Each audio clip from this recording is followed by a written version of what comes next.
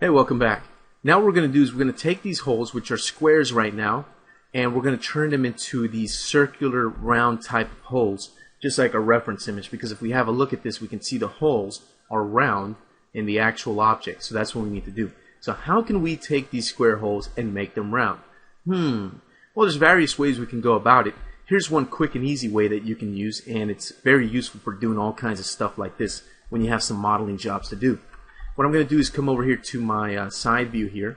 I'm going to use Y on the keyboard to switch to Polygon Selection mode, but without ray casting. This is going to be Marquee Selection, so I have to actually drag my mouse and make a selection inside the marquee box. Okay, what I want to do here is I want to select all these polygons that are inside that insetted area. So if I go to my camera view, I'll just get a close-up here real quick.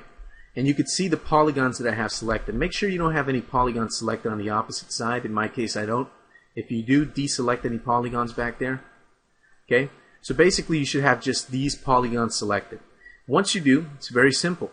Go to the context menu, and you should see a command down here called the Local Subdivision Refinement. Okay? We're going to go ahead and click on that. And voila! Magically, all of my holes become rounded.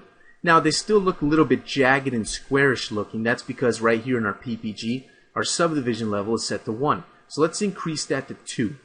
And that's going to go ahead and smooth it out even more. If I do a quick render region of this, you can see we have these beautiful round smooth holes on the side of our mesh. Looks like the metal was actually punched in to make that kind of grill or little grate or little holes, whatever you want to call it. Okay, so very simple. Just repeat the same process for the other side. Here we go. Just select all these polygons. So these polygons are the ones that you should have selected. Just go ahead and use that local subdivision refinement tool again.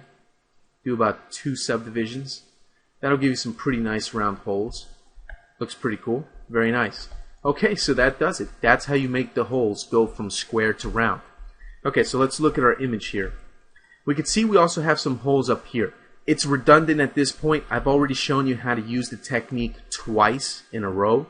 So, I'm not going to waste your time forcing you to watch me do the same thing 3 times in a row.